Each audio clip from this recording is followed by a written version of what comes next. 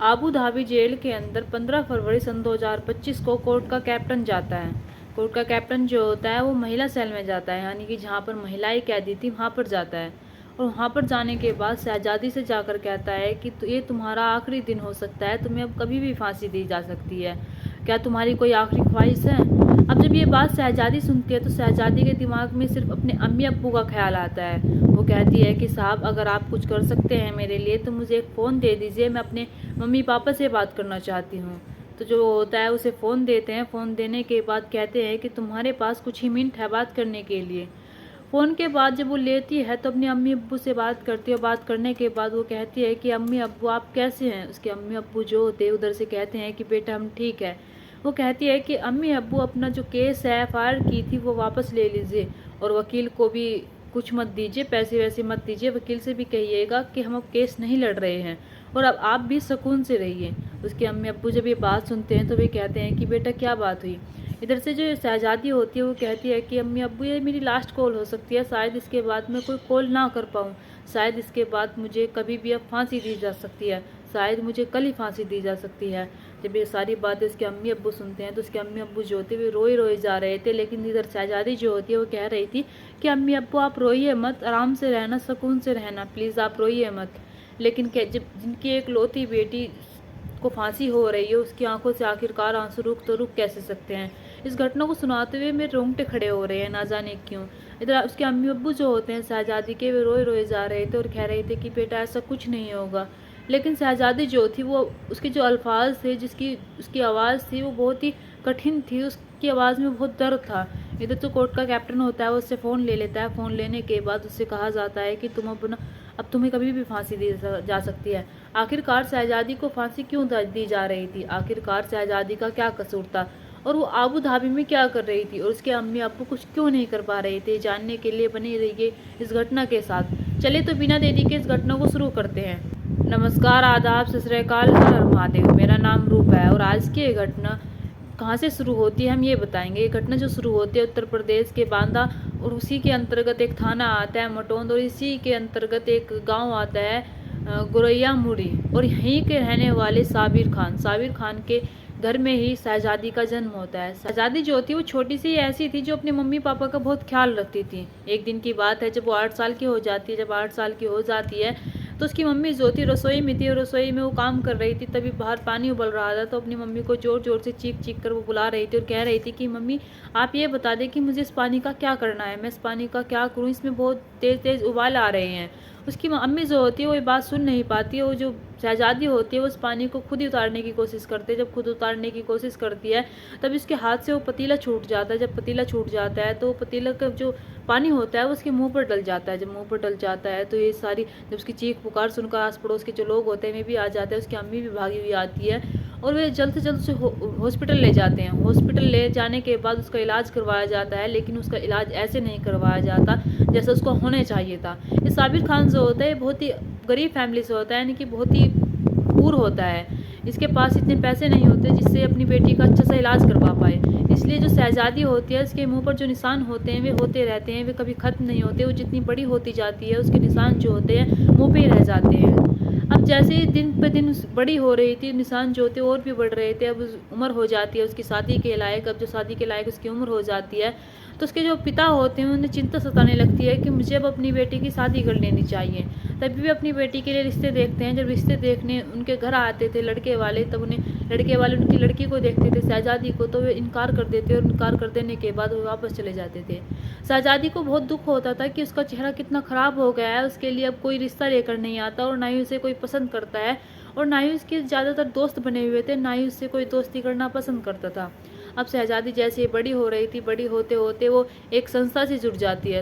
इस संस्था का नाम होता है रोटी बैंक। वो समाज सेवा करने लगती है। वो उसमें ही अपनी ज़िंदगी से गुजारने लगती है। अब उसे थोड़ा अच्छा अच्छा लग रहा रहा था क्योंकि उसकी शादी भी नहीं हो रही थी, उसे अपने अम्मी अब्बू का भी ख्याल रखना था। अब जैसे दिन पे दिन बीतते जाते हैं, जब दिन पे दिन बीतते जाते हैं, अब साल आता है सन 2020 का। सन 2020 में जब वो फेसबुक आईडी बनाती है, फेसबुक आईडी के पन्ने पलट रही होती है, जब पन्ने पलटते पलटते ना जाने कब उसे एक लड़के से मुलाकात हो जाती है। उत्तर प्रदेश के आगरा के मंडी थाना का रहने वाला, जिसका नाम होता है मोहम्मद ज़ुबैर। मोहम्मद ज़ुबैर जो होता है, इससे बातें करने लगता है। जब बातें करने लगता है, इधर शहजादी जो होती है वो अपना चेहरा नहीं छुपाती है, वो अपना चेहरा दिखाती है।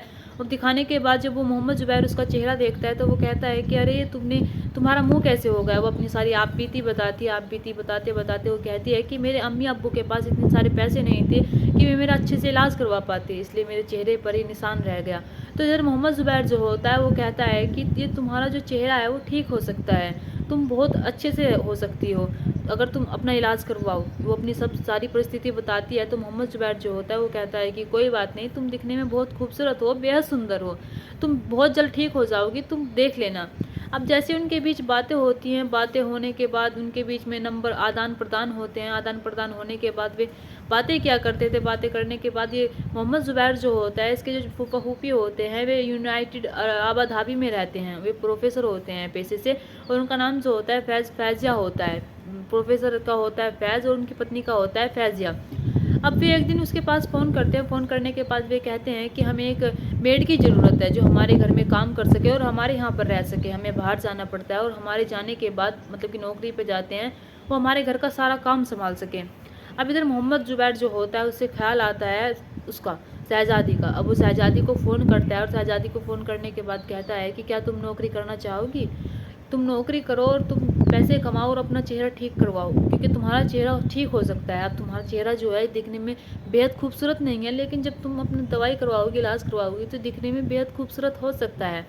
इधर शहजादी जो होती है वो मान जाती है। वो बताता है मोहम्मद ज़ुबैर कि वहाँ पर तुम्हें बहुत सारे पैसे मिलेंगे, यानी कि जो हमारे यहाँ के पैसे हैं और उनके पैसों में अगर हम आज की बात करें तो 23 रुपये 60 पैसे का अंतर है। अब तुम देख लो तुम्हें वहाँ पर पैसे कमाने हैं जाकर या फिर नहीं कमाने हैं। शहजादी जो होती है वो मान जाती है। मान जाने के बाद ये मोहम्मद ज़ुबैर जो होता है नवंबर सन 2021 को शहजादी को यूनाइटेड आबा धाबी में अपने फूफा फूफी के पास भेज देता है। फैज़िया जो होते हैं वे जब शहजादी को देखते हैं तो शहजादी को अपना सारा काम समझाते हैं और कहते हैं कि तुम्हें क्या क्या करना है और हम किस टाइम जाएंगे और किस टाइम आएंगे और तुम्हें किस चीज़ का ध्यान रखना है और किस चीज़ को तुम्हें करना है। अब इधर जो ये फैज़िया होती है, इसके एक बेटा हो जाता है। बेटा हो जाने के बाद इसलिए इसने शायद शहजादी को मेड बनाया था, क्योंकि बेटा होने के बाद वो घर पर रहेगा और घर पर उसकी देखभाल शहजादी करेंगे और वे दोनों ड्यूटी जाया करेंगे। अब इधर जो फैज़िया होती है, इसकी सास भी रहा करती थी घर पर, यानी कि इसकी सास और ये शहजादी दोनों रहती हैं। दोनों रहने के बाद ये उस बच्चे का ख्याल रखा करती थी। बच्चे का ख्याल रखते रखते कब 4 महीने गुजर जाते हैं पता ही नहीं चलता। अब उसका टीका लगना था और जब टीका लगाने वाली नर्स आती है, नर्स उससे कहा जाता है शहजादी से कि इसे टीका लगाने वाली नर्स आएगी और तुम देख लेना ये रोएगा थोड़ा सा और इसे कुछ नहीं होगा, दूध पिलाकर सुला देना। अब जैसे ही नर्स टीका लगाती है, टीका लगाने के बाद जो नर्स होती है वो चली जाती है। उसके जाने के बाद अब जब वो रोने लगता है, बच्चे जब रोने लगता है तो शहजादी जो होती है बहुत परेशान हो जाती है। जब परेशान हो जाती है तो फैज़िया को कॉल करती है और कहती है कि ना जाने क्यों ये बहुत ही रो रहा है। तो फैज़िया जो होती है वो कहती है कि तुम टेंशन मत लो, ये इतना रो रहा है क्योंकि इसके इंजेक्शन लगा है, टीका लगा है, तुम इसे दूध पिलाओ, दूध पिलाने के बाद सुला दो, कुछ नहीं होगा। अब ये शहजादी जो होती है ऐसा ही करती है। सब बच्चे को दूध देने के बाद उसे सुला देती है। जब उसे सुला देती है, वे दोनों जो होते हैं फैज़िया घर आते हैं। घर आने के बाद वे देखते हैं कि बच्चा अभी तक सो रहा है और उसका जो शरीर है वो बिल्कुल नीला पड़ा हुआ है। तभी उन्हें कुछ अटपटा लगता है, कुछ गड़बड़ लगती है। तभी वे भागते हुए उसे लेकर हॉस्पिटल जाते हैं। हॉस्पिटल जाने के बाद वहाँ पता चलता है जाकर कि उनका बच्चा अब नहीं रहा है, वो इस दुनिया को छोड़कर जा चुका है। सारी बातें फैज़िया को पता चलती हैं दोनों को, तो वे रोने लगते हैं और चीखने लगते हैं, हॉस्पिटल पर इल्ज़ाम लगाने लगते हैं और कहते हैं कि तुम्हारी वजह से मेरा बेटा इस दुनिया में नहीं रहा है, तुमने इसे कौन सा टीका लगवाया था। अब हॉस्पिटल वाले जो होते हैं वे कुछ कह नहीं पाते। इस तरह से फैज़िया जो होते हैं दोनों घर आते हैं। घर आने के बाद वे अपने बच्चे को दफना देते हैं। दफना देने के बाद अब जो फैज़िया थी, अब उसे लग रहा था कि ये सब कुछ शहजादी ने किया है। फैज़िया जो सोचती रही थी, वो सोच रही थी कि सारी गलती शहजादी की है, शायद इसकी ही वजह से मेरा बेटा इस दुनिया में नहीं रहा है। फैज़ा जो होती है अब शहज़ादी से अपनी दुश्मनी निकालने लगती है। वो हर रोज़ उसे डाँटा करती थी, जब भी काम पे जाया करती थी, जब भी उसे डाँटा करती थी, जब काम पर से आया करती थी, जब भी उसे डाँटा करती थी। उससे कभी कुछ काम के लिए डाँटा करती थी, कभी कुछ काम के लिए डाँटा करती थी। हद तब हो जाती है जब उस मारपीट पर उतर आती है। वो उसके साथ मारपीट भी करने लगते हैं। मारपीट करने के बाद वो कहती है कि तुमने ही मेरे बेटे को मारा है, तुम्हारी ही वजह से मेरा बेटा मरा है। और उनकी सबसे बड़ी गलती ये होती है कि उन्होंने अपने बेटे के ये दिखवाया नहीं कि उनका बेटा किस चीज़ से मरा है और क्यों उसकी जान गई है। उन्होंने ये जानने की कोई कोशिश नहीं की। उन्होंने इल्ज़ाम लगाया तो लगाया शहज़ादी पर। अब शहज़ादी पर वो आए दिन टॉर्चर करती रहती थी, आए दिन उसे मारती थी, पीटती थी। अब दिन पर दिन जब गुजर रहे थे, उसकी जो तकलीफ़ें थी शहज़ादी की वो और भी बढ़ रही थी। अब दिन पे दिन जब गुजरते जाते हैं, अब 57 दिन गुजर जाते हैं। जब 57 दिन गुजर जाते हैं, फैज़ा का जो गुस्सा होता है वो बरकरार रहता है शहज़ादी के ऊपर। अब शहज़ादी को इस तरह से कर देती है कि शहज़ादी के तन पर एक भी कपड़ा नहीं छोड़ती है। वो उसे न्यूड तक कर देती है, उसकी फ़ोटोज़ निकाल लेती है, उसकी वीडियोज़ निकाल लेती है और उससे कबूल करवाती है कि ये सब कुछ तुमने ही किया है, तुम्हारी वजह से ही मेरा बेटा इस दुनिया में नहीं रहा है, तुम्हारी वजह से मेरे बेटे की जान गई है। अब शहज़ादी को जब इतना टॉर्चर किया जाता है, उसके शरीर पर एक भी तन पर कपड़े नहीं छोड़े जाते हैं, तब कहीं जाकर शहज़ादी जो होती है वो अपना गुनाह कबूल कर लेती है, जो गुनाह उसने किया ही नहीं था। वो गुनाह उसको कबूल करने के बाद कहती है कि हाँ, तुम्हारे बेटे की जान मेरी वजह से गई है, जबकि उसने ये सब किया ही नहीं था। अब शहज़ादी जब ये सारी बातें कबूल कर लेती है तो फैज़ा जो होती है उसे कोर्ट तक ले जाती है। कोर्ट तक ले जाने के बाद उसे फांसी की मांग करती है। जब निचली कोर्ट में शहज़ादी को ले जाया जाता है तो शहज़ादी के पास कोई वकील नहीं होता है। फैज़ा के पास अच्छा वकील होता है, उसके पास बहुत सारे पैसे होते हैं। वो उसे फांसी की सज़ा दिलवा देती है। फांसी की सज़ा दिलवाने के बाद वो फिर उसे हाई कोर्ट में ले जाया जाता है। हाई कोर्ट में भी वही होता है, सुप्रीम कोर्ट में भी उसे फांसी की सज़ा दी जाती है।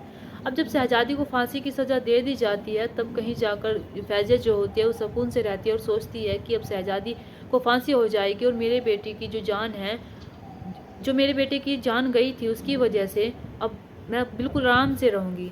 और जब ये सारी बातें फैज़ा सोच रही थी, इधर शहज़ादी जो होती है वो सोच रही थी कि मैंने ये गुनाह किया ही नहीं है जिस गुनाह की मुझे सज़ा मिल रही है। अब जैसे दिन गुजरते जाते हैं और उसकी जो फांसी की सज़ा की बात होती है उसके अम्मी अब्बू तक आती है, तो उसके अम्मी अब्बू जो हैं बहुत परेशान हो जाते हैं। परेशान हो जाने के बाद वे एफ़आईआर करवाते हैं। यहाँ पर एफ़आईआर करवाने के बाद वे वकील को हायर करते हैं और अपना केस लड़ने के लिए कहते हैं, लेकिन उधर से कोई रेस्पॉन्स नहीं आता। देखिए जो अम्मी अब्बू होते हैं, योगी जी हो या फिर अमित शाह हो या फिर नरेंद्र मोदी हो, सबको गुहार लगाते हैं, सबसे कहते हैं कि मेरी बेटी को बचा लीजिए। अब इधर जो शहज़ादी होती है उसकी दिन की फांसी की जो सज़ा होती है वो नज़दीक आ रही थी। जब नज़दीक आ रही थी तभी जो होता है वहाँ पर प्राकृतिक आपदाएँ आ जाती हैं। जब प्राकृतिक आपदाएँ आ जाती हैं तो शाही परिवारों में कुछ मौतें हो जाती हैं। जब मौतें हो जाती हैं तो उसकी फांसी की सज़ा जो होती है वो टल जाती है। जब फांसी की सज़ा टल जाती है तो उसे कई दिनों की मोहलत मिल जाती है। उससे फांसी की सज़ा जब निकल जाती है तो उससे कहा जाता है कि इसे अब कभी भी फांसी दी जा सकती है, इसकी फांसी का कोई टाइम नहीं है, इसे कभी भी फांसी दी जा सकती है। अब जैसे ही ये बात शहज़ादी को पता चलती है, उसके परिवार वालों को पता चलती है, घर वालों को पता चलती है, तब तो उन्हें पता ही नहीं था कि हमारी बेटी कब इस दुनिया को छोड़कर चली जाए, कब उसे फांसी की सज़ा हो जाए। अब जैसे 14 फरवरी को अपने घर वालों को फ़ोन करती है, अम्मी अब्बू को फ़ोन करती है, तो यही बात कह रही थी कि अम्मी अब्बू, अगर मैं पता नहीं अब कॉल कर पाऊँगी या फिर नहीं रह पाऊँगी, कल सुबह का सूरज मैं देख पाऊँगी या फिर नहीं देख पाऊँगी। जब उसके अम्मी अब्बू ये बात सुनते हैं तो वे बहुत ही परेशान हो जाते हैं और बहुत ही गिड़गिड़ा कर रो रहे थे। अगर आप उनकी कॉल डिटेल सुनेंगे, यानी कि कॉल रिकॉर्डिंग सुनेंगे, तो आपकी आंखों से आंसू आ जाएंगे कि किस तरह से शहज़ादी के जो माता पिता होते हैं वे कैसे रो रहे थे, उनकी आंखों से कैसे आंसू आ रहे थे। इधर शहज़ादी जो थी, उसकी जो आवाज़ थी उसमें कितनी नमी थी, वो क्या सोच रही थी कि उसे अगले दिन कभी भी या फिर 14 फरवरी से 15 फरवरी को कभी भी फांसी दी जा सकती है। 14 फरवरी को बात कर रही थी और शायद उसे 15 फरवरी को फांसी दी जा सकती है। वो ये बात कह रही थी कि मुझे नहीं पता, 15 हो सकती है, 16 हो सकती है। अब ऐसा ही होता है, 15 फरवरी को उसे फांसी दे दी जाती है और 15 फरवरी को जब फांसी दे दी जाती है और फांसी का जो बात है उसे 28 फरवरी को बताया जाता है, यानी कि इसके परिवार वालों को। और यहाँ पर 28 फरवरी को बताया जाता है कि उसे फांसी हो गई है और 5 मार्च को उसे वहीं पर दफना दिया जाएगा, यानी कि उसे भारत भी नहीं लाया जाएगा, ये कहा गया था। और ये सारा जो मोहम्मद ज़ुबैर का किया धरा था, उसके ही पास उनके जो अम्मी अब्बू होते हैं शहज़ादी के, उन्होंने उस पर इल्ज़ाम लगाया था कि उसके ही पास हमारी जो बेटी के डॉक्यूमेंट्स है और उसने उससे बहुत सारे पैसे भी ऐंठे हैं। उन्होंने मोहम्मद ज़ुबैर से पर भी ये इल्ज़ाम लगाया था। अब यहाँ पर कुछ भी इल्ज़ाम लगाया हो, शहज़ादी को फांसी हो चुकी थी, लेकिन शहज़ादी अब इस दुनिया में नहीं रही थी, उसे उस गुनाह की सज़ा मिली थी जो गुनाह उसने किया ही नहीं था।